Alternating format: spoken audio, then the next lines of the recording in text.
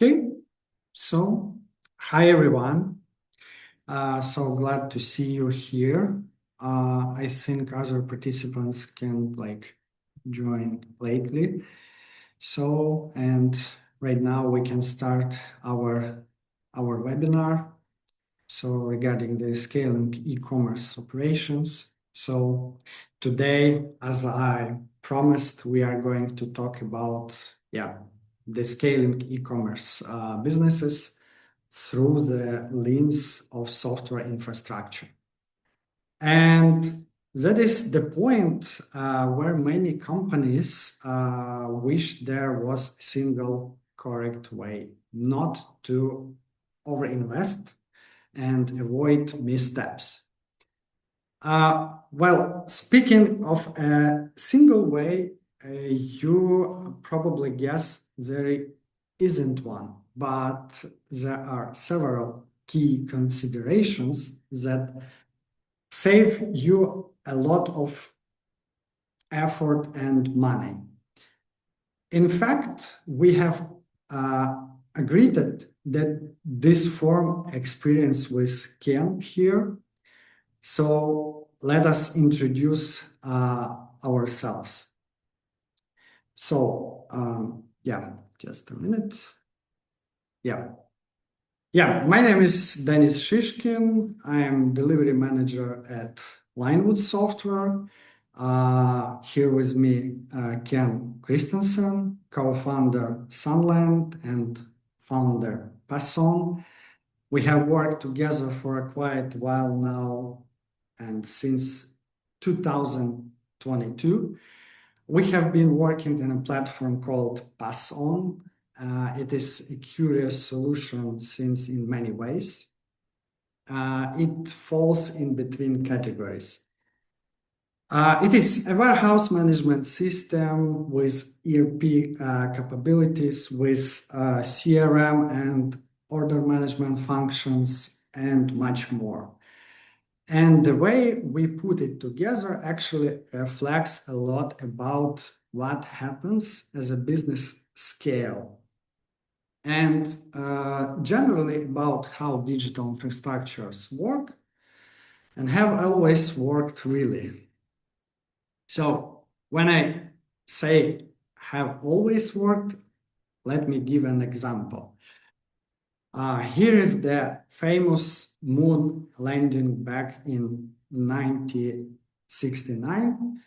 That was when Apollo 11 went to the moon, only that they almost didn't. When they already in the lunar orbit, and ready to land the module on the surface, their computers went crazy, throwing alarms, lagging, generally freaking out. So a lot of issues. Nothing was actually broken. Every system was working properly. And that was the problem. All those sensors tried to push their data onto the computer. And there was no clear coordination or priority logic. Everything just went off at once.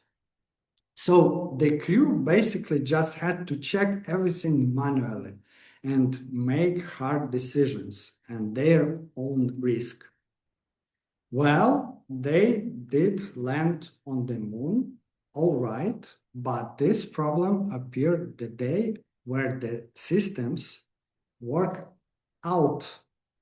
Coordination is lacking, yeah?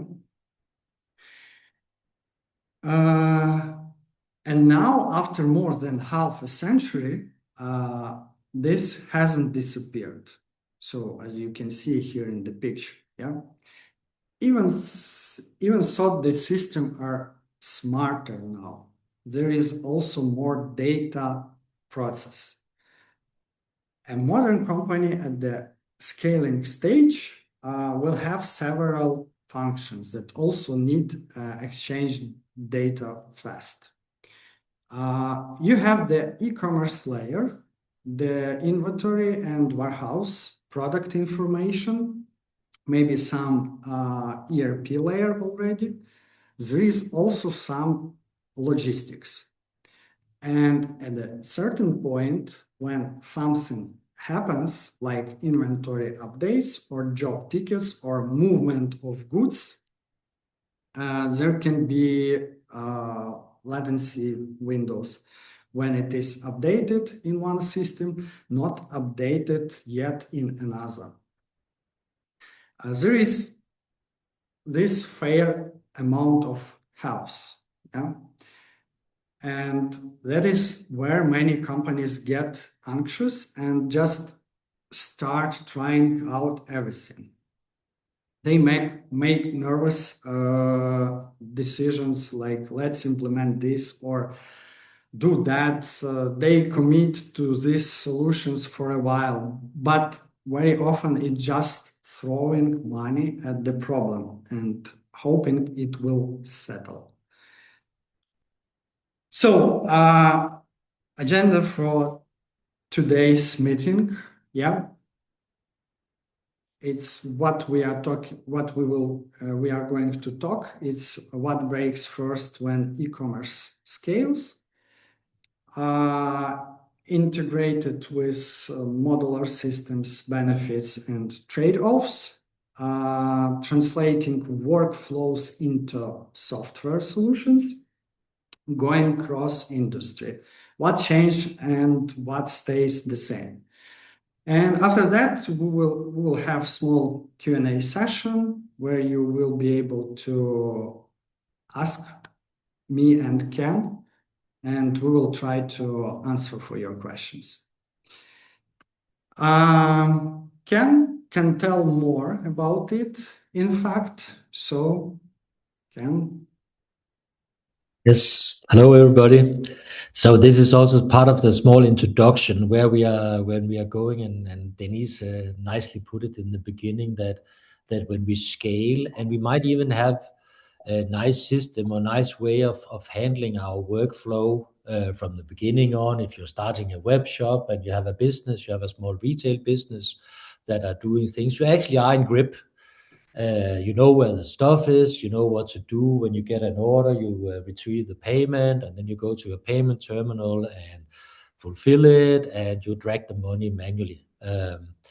So that means that all of a sudden everything, and thank you for changing the slide, that was perfect timing, thank you. Then when everything started happening at once and you get to be more people and things starts to be more complex and things have to happen at the same time, then obviously, and we all know that, and that's that we have an automation need, that things are just being automated. And then you have product data across channels, you have inventory that you need to optimize, and every decision maker needs to make sure that not two people are selling the same thing at the same time, those obvious things. You need to do purchase continuously, and you need to have a supply with its own timing and its own constraints. To support those things are on the right-hand side of this slide. Omni-channel sales. You need to be capable, maybe in fashion business, to do pre-sales efficiently with considerations of what you have disposed already. And you need maybe also to be capable of controlling releases or campaigns, discounts, campaigns, flash sales, whatnot, and all that stuff. And that all of a sudden sets completely new demands to your business and your systems and your workflows. And that's when things starts cracking up. So back to. Okay, thank you, Ken, for sharing your experience. So let's do a quick poll in the chat. So we guess everyone has a similar situation, just across different functions. Let's do a poll and see what everyone's first visible growing pain was or is. We selected several. Just write your opinion in the chat. So yeah, as we can see, production data is different across systems, inventory accuracy, understocking, overstocking, order processing or fulfillment is another common issue. So yeah, production and lead times or integrating everything. So what has been the biggest challenge for you? Let's just put the few letters in the chat so I will see. Obvious majority there, Denise, not surprisingly. Yeah. Yeah, integration. And order processing. Yeah. Mhm. So yeah, thank you guys for your activity. Yeah. Sorry, I'm not so advanced user in the Zoom. Okay, let's continue. Let's continue with our discussion. Just let's make a check. Oh, sorry. Sorry. Yeah. Okay. So we see, yeah, that results. Yeah, a lot of people talked about the integration issues. So, but the trick is that any of these issues is very rarely a tooling problem in itself. It almost always boils down to coordination. So we have seen plenty of companies doing the typical reaction. Let's get a better PIM or a better, more advanced VMS. So, but in reality, the issue appear between the systems.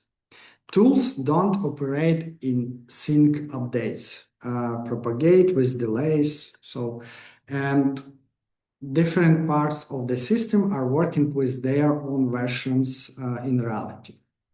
But when business operations depend on how these systems stay aligned in real time, those small mismatches start to matter. So yeah, right now we can see different ways, different approaches how to handle it. So at this point, most companies reach crossroads. At first, you have this spreadsheet plus something, yeah, set up, but then it stops scaling, and you have three different ways here. The first is to get specialized tools, yeah, for each function: e-commerce, inventory, warehousing, fulfillment, and so on. The second is to consolidate everything into a single big system, all in one ERP. So where control and standardization come first. And the third is to build something in between and more tailored. So the hybrid model, like system designed around your workflows and with flexibility in how components evolve over time.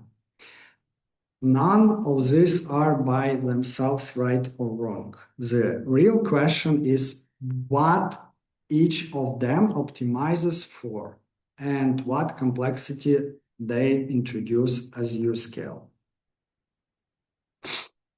So, okay, so this is probably the most common setup we see.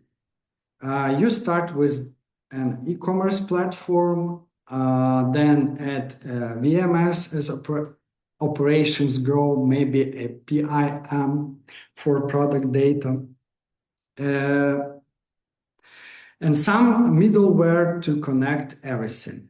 It works well at the beginning. It is flexible, relatively quick to set up and you can choose tools that fit each specific need. But over time, this setup also increases the number of integrations and dependencies between systems. So, and in a practice, these mistakes and coordination overhead also have their costs, almost as much as the license. For example, suppose there is a company with 2 million euro annual revenue. Coordination issues can affect about 2% of orders. If even one-fourth of these orders become returns or cancellations, that's about 10,000 lost per year. And that's just the money. But there are also general considerations, convince, and so on. So most companies start with this patchwork tooling, but most also reconsider it at some point. That is where things get interesting. I suppose can add more details. Yeah. Yes. I mean, at this point in time, all these tools are very strong and have their own benefits, and they are very dedicated and have exactly within this special need. So that's why you start there, but then you get the integration issues that at least 3 of our audience also today highlighted it. So it also looked like that we have common experience here, that is the challenge with this patchwork. You have nice, good tools for each individual area, but then the workflow itself becomes a problem between the different processes. Okay. So, yeah, thank you, Ken. So the second possible scenario is just to invest in a big fancy ERP. So like it could cover everything. Modern ERPs will offer quite a lot of capabilities that sort of bleed into warehousing or logistics or planning territory. There is Microsoft, SAP, Oracle, Odoo is also a fashionable option if you are not scared of investing upfront into implementation and configurations. That is a valid choice too. Here you get centralized data, centralized processes with strong control. Everything is consistent because, well, it is one and the same system. It even scales well in stable environments. But the trade-off is flexibility, because ERP systems are built around predefined workflows, and changing them is slow and often expensive. And this friction becomes visible in real life, even when you have like a 5 to 10% inefficiency in workflows. In a 500,000 euro operational context, this can translate into 25 or 50 even K per year just from friction and delays. In peak scenario, like Black Friday, a spike or something like some special national holidays, this lack of flexibility can become critical. So the key takeaway is that ERP systems optimize for control and consistency, but not for rapid change under pressure. Okay, let's move to the third scenario about the hybrid model. If we compare the two previous approaches, they fail in different ways. Fragmented stacks give you problems with coordination, but all-in-one ERP systems will struggle with adaptability. So the third option is to go for a hybrid model. At first, it may sound similar to modern ERP systems because they also offer modularity and extensions. But the real difference is where flexibility lies. In a hybrid approach, the system core stays stable and all changes happens around it, not inside it.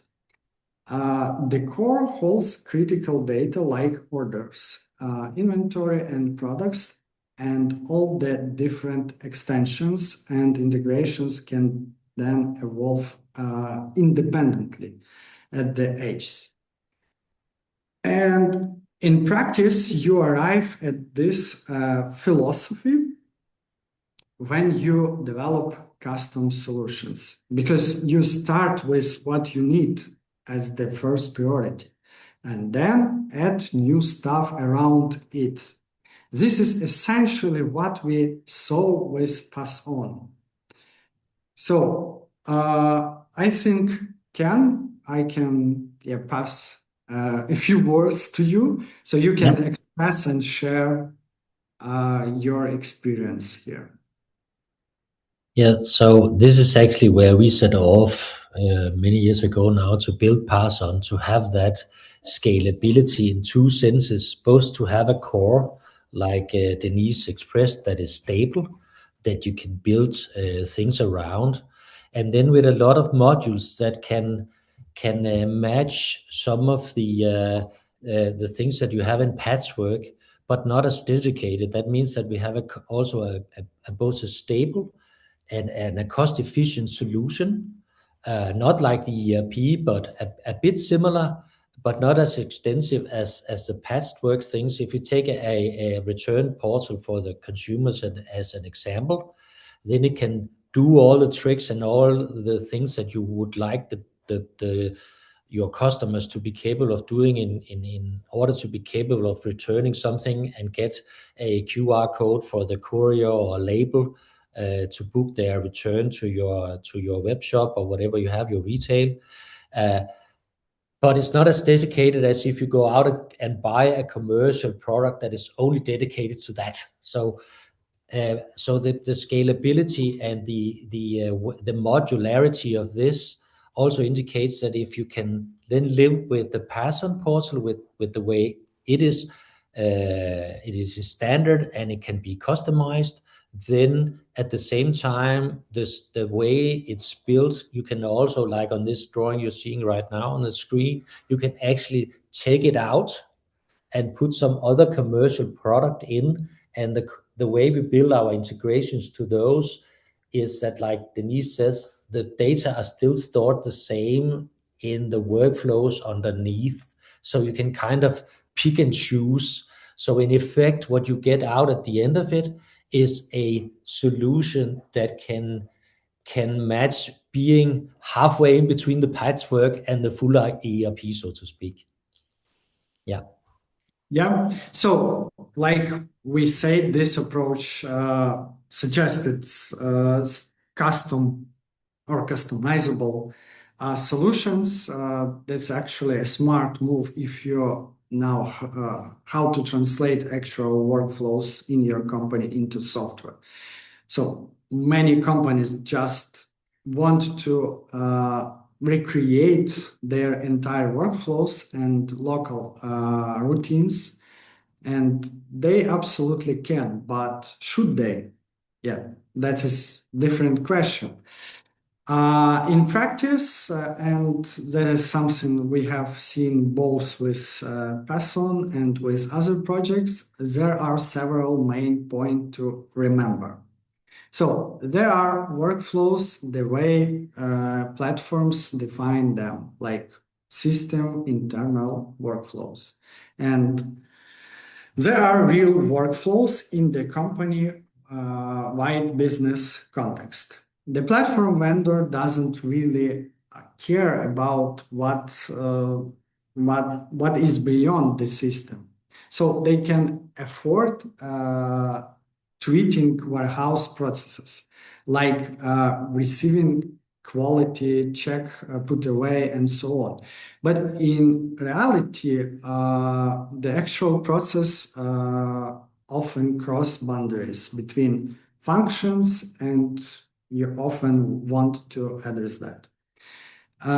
Secondly, system and workflows shape each other. Users adapt to systems, but systems also adapt to users when designed. And finally, you don't just design the way it should be. You should also design the way it ideally shouldn't. Exceptions, errors, and the like matter more than the happy scenario. Let's take an example of a real workflow can provide one, and I think you can share your screen. I will stop sharing for a while.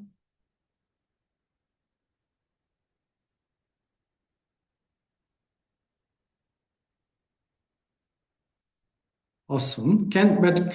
Sorry, you are currently muted.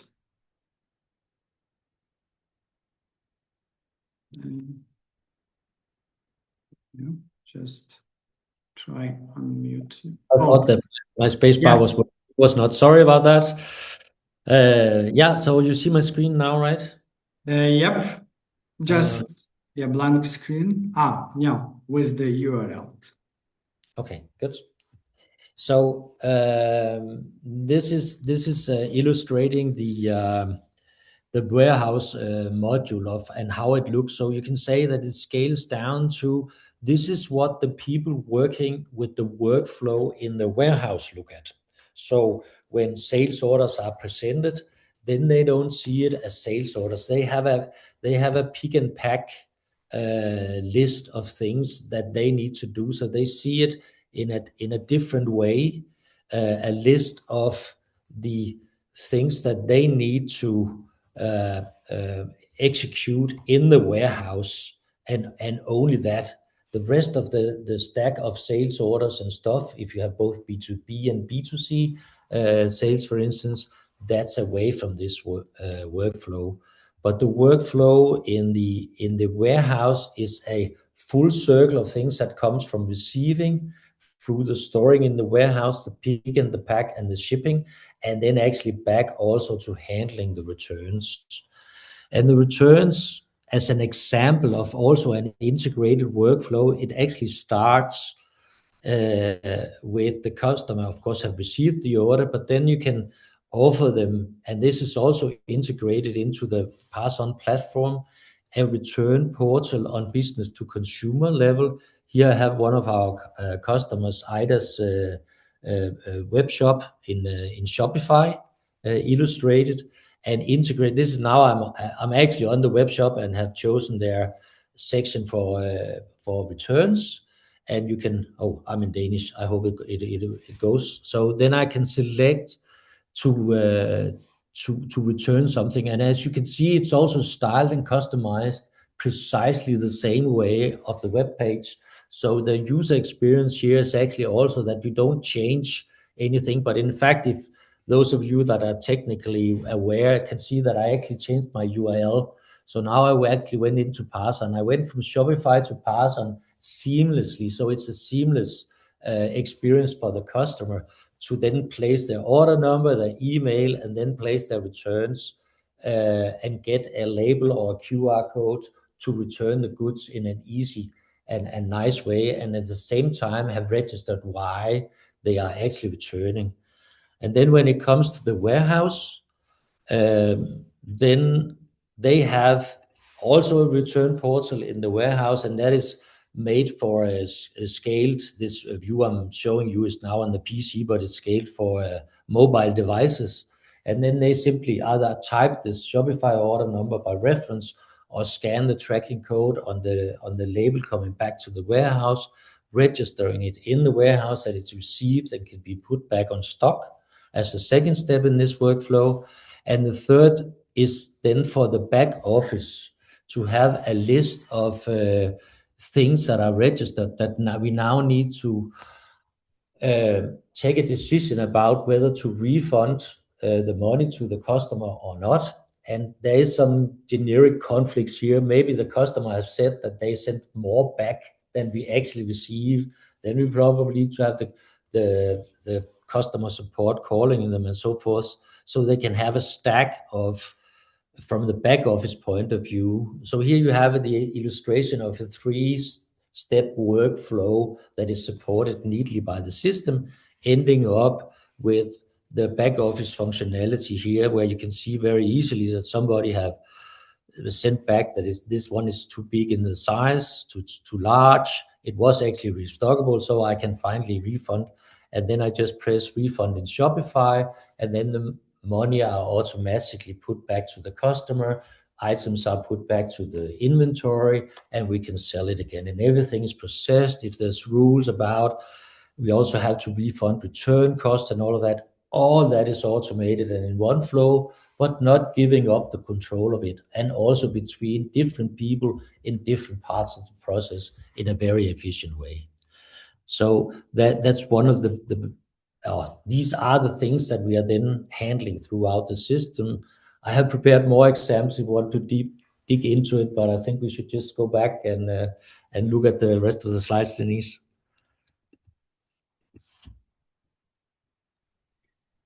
Okay. Sorry. Yeah. Let's move on. I will share, my screen. Thank you, Ken. So, so I back. Yeah. Time is just running, Denise. So I would like. I'm trying to say more, but I can also see we're running out of time.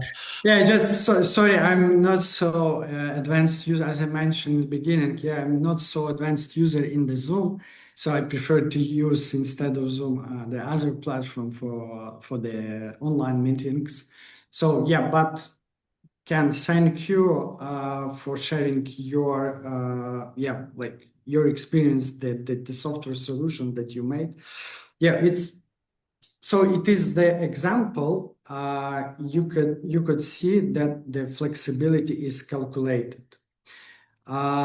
In successful implementations, there is always this balance. On the one hand, you have your accumulated local know-hows, employees experience informal arrangements and so on, the human part of the system. It is flexible but not scalable. On the other, you have what the system naturally tries to standardize. Fixed logic, predictability, different rules, that what is scaled easily. And you balance between these two in each case.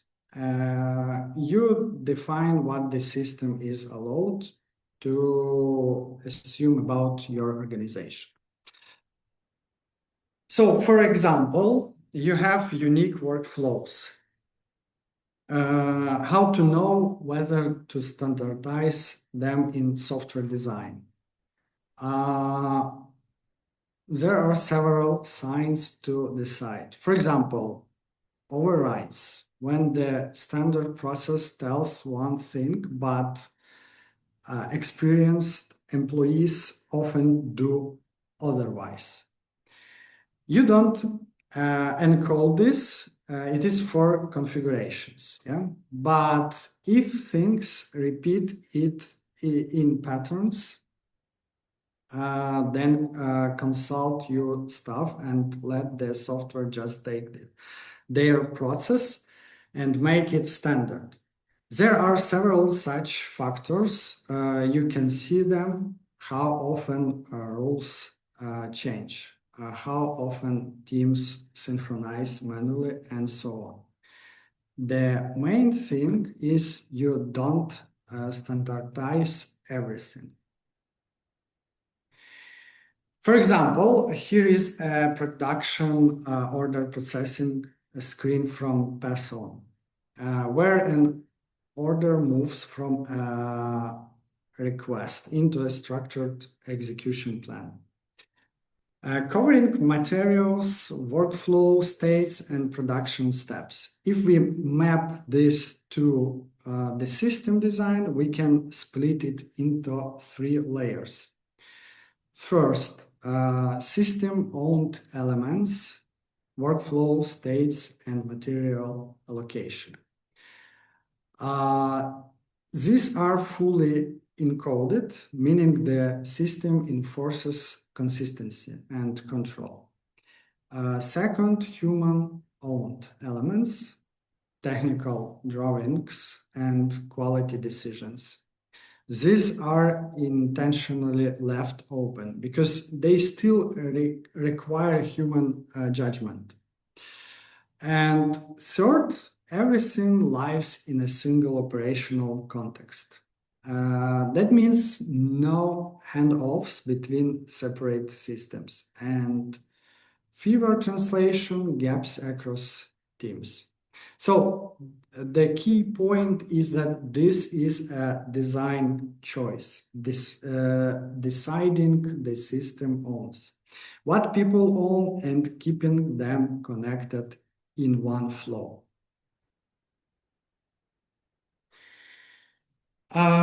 So what examples like this really show in that not everything should be made standard? The moment you define a system, you are also defining a boundary, and that is where the system starts having an option about how work should happen. In practice, most of the real complexity doesn't sit inside individual functions, but between them in how they interact. And that boundary is now universal. It depends heavily on the industry and the type of operations you are dealing with. Where systems often go wrong is that they standardize too early. Before understanding those boundaries, they also tend to separate everything into different functions, but they don't actually remove complexity. They just hide it inside the system. And it shows up later as friction, exceptions, and workarounds. So, and this is where industry specifics start to matter a lot, because abstract workflows may look similar but behave differently. For example, order to production to shipment exists everywhere, but timing, dependencies and exceptions differ. Also, the same feature solves different problems in different industries, and also edge cases are different. In one industry, something is a rare exception, but in another, it is the core workflow. And it is fascinating, even to me, how too deep this rabbit hole can go from time to time. With PassOn, things started around textiles before moving to another industries. And I think it is amazing how we managed to preserve this attention to industry details and transparent it to different domains.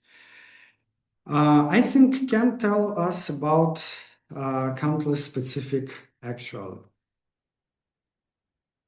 Yeah, so you're right, Denise, that the PassOn originated many years ago from textile and especially from fashion, um, and have developed from there. The thing with for instance fashion is that there's a high demand of keeping in control of your workflows, because you are releasing new products very often in maybe even some totally crazy. Every month they have a new collection coming out. Most fashion companies today is 2 or 4 times a year, but still it's a lot. So you are already now in the fashion industry selling for autumn winter 27, while you're also on your retail shops or your web shops have flash sales of what is just currently. So you have a lot of different parallel processes also going on that gives you a totally new way of looking into it. Yeah, and then from there it had developed to all kinds of also. So it's broad branding companies now. It can be watches, shoes, whatever. Yeah. Okay, thanks, Ken. So when we talk about scaling systems, it is not just about adding capacity. It is about how commitments accumulate over time. It is like a crystal that grows. There is a core, then new layer appear, and this defines the shape. Same in software. You add something that is a new commitment. And when you overcommit in the wrong place or too early, it is the main reason why you are overinvest at a later stage. So the goal of good system design is not to prevent complexity. Complexity is inevitable. The goal is to let it emerge, but ensure it emerges in a structured way.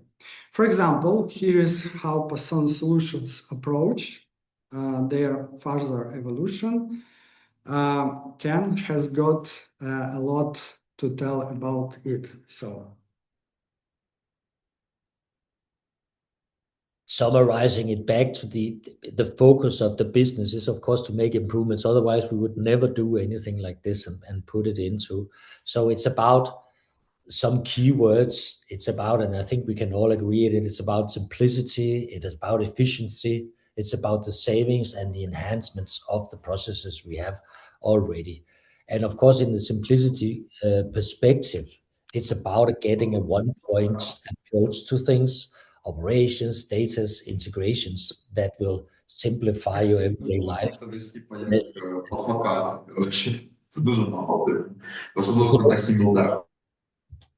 So yeah, sorry about that.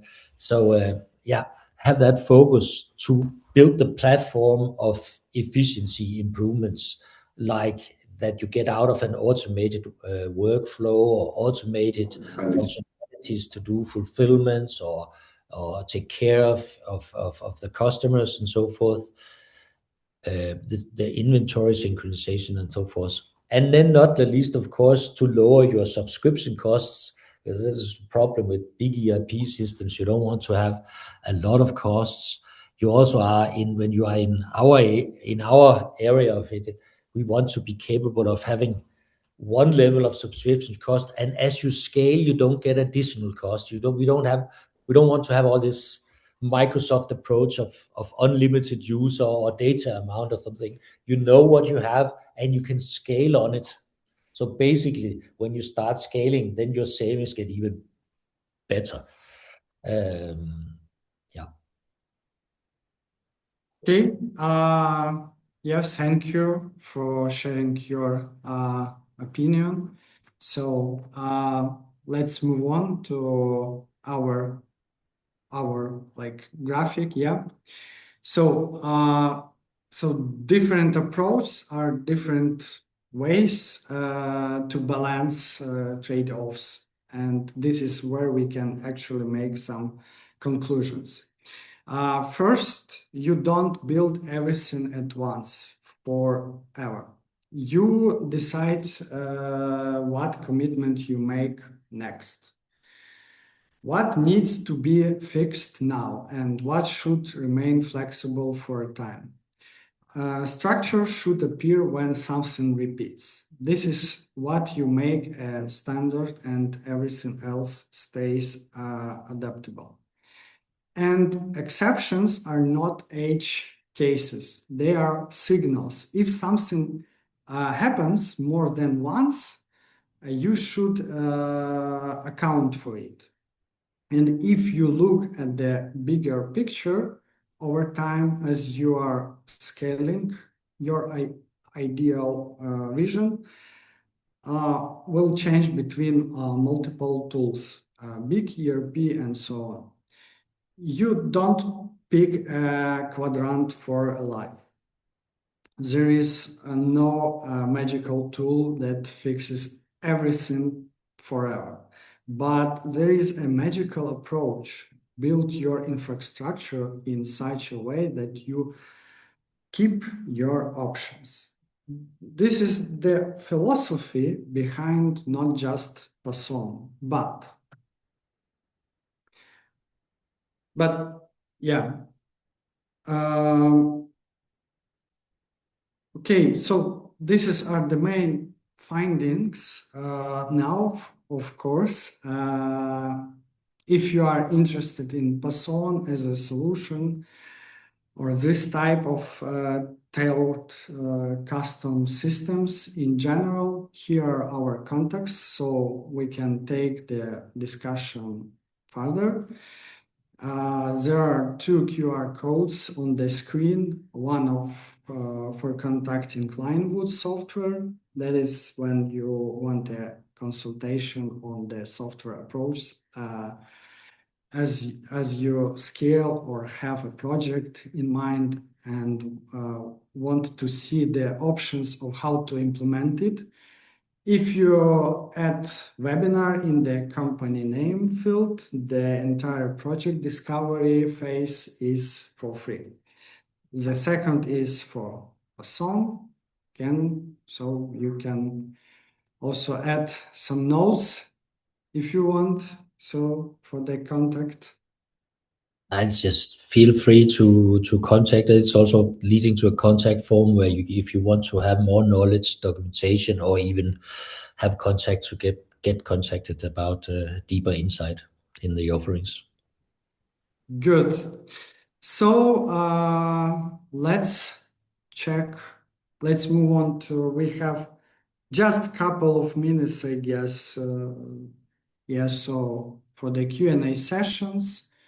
So guys, if you have some questions, feel free to ask us, me or Ken, even.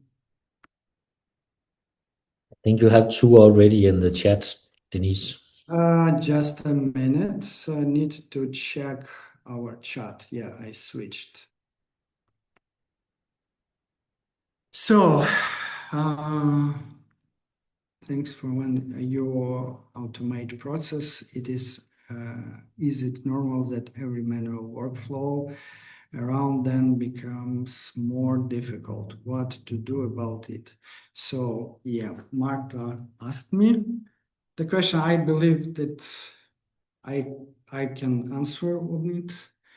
So yeah, that is common and it is not a bug. It is a sign you actually automated something.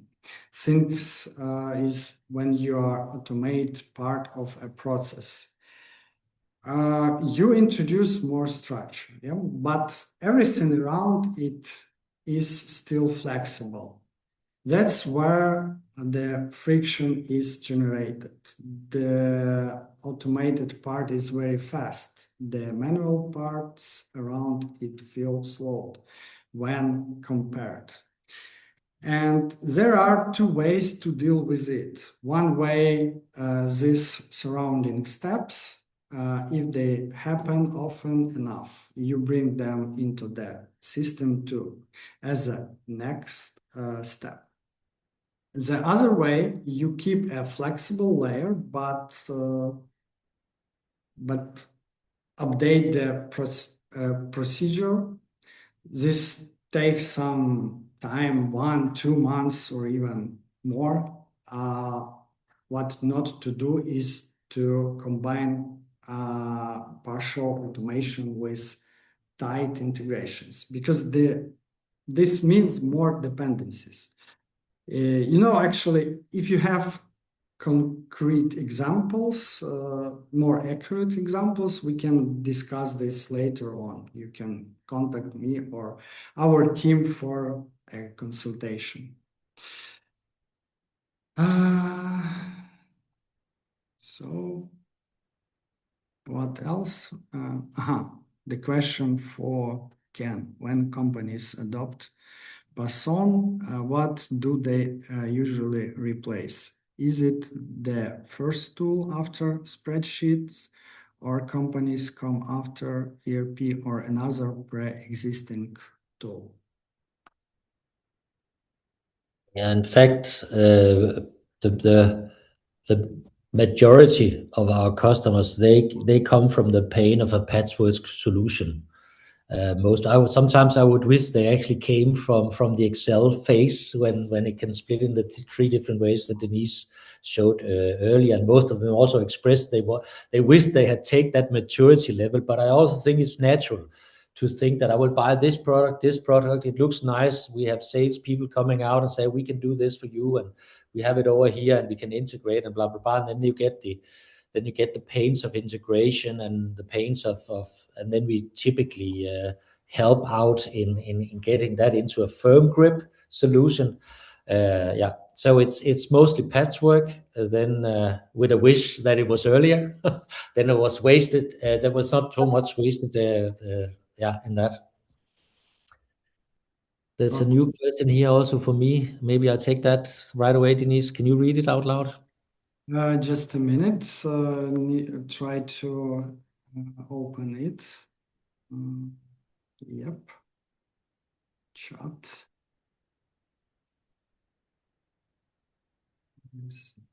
Okay. More and more consumers want to buy not just a pen, but also have their name on it.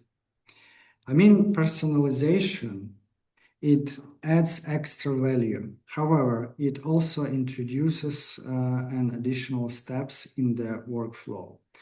Does PassOn support implementing this in the workflow? I suppose it will be more convenient way than if you Yes. ask for it.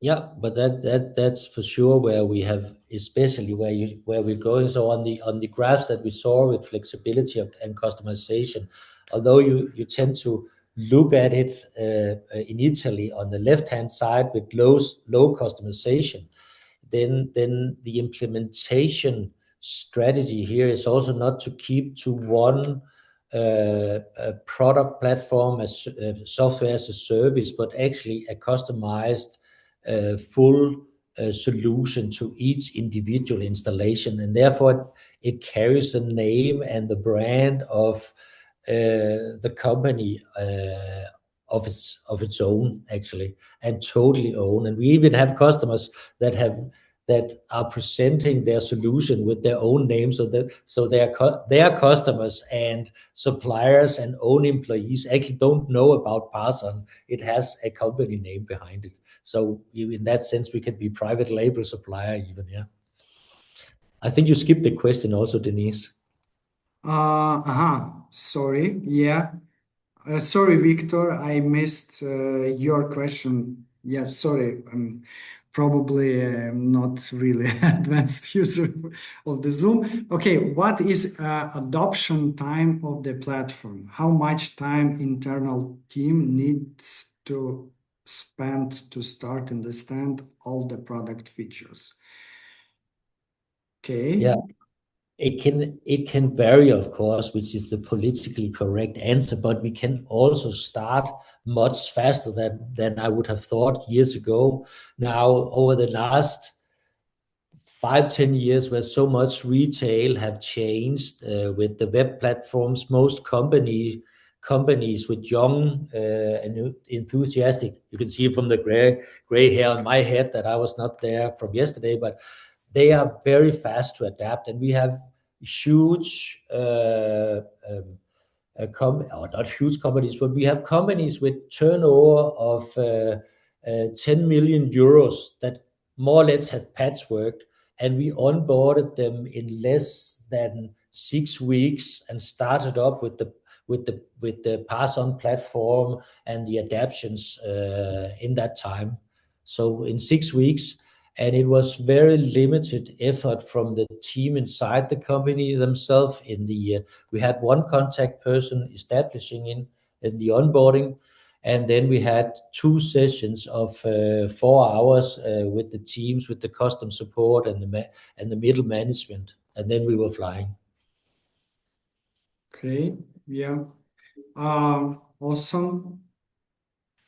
Okay, I just checking our time slot. So unfortunately, we have some, of course, time limitation. So